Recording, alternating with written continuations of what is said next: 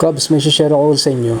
Ito ang tinatawag na self-fusing rubber tape. Fusing comes from the word fusion, nang ibig sabihin sa Tagalog ay pagsasanib. Ibig sabihin, kaya nitong sumanib o dumikit sa ibang mga solid element o solid matter. Kagaya ng copper, na syempre alam naman natin yung mga ating mga electrical wires sa bahay ay gawa sa copper. Sa pamamagitan ng pagbanat sa kanya, sa up to 80% Cubs ng kanyang original length, halimbawa ginupit mo siya ng isang tangkal, up to 80% ng kanyang length, pwede mo siyang batakin. Yung rubber tape Cubs, isa itong uri ng electrical insulation, parang electrical tape.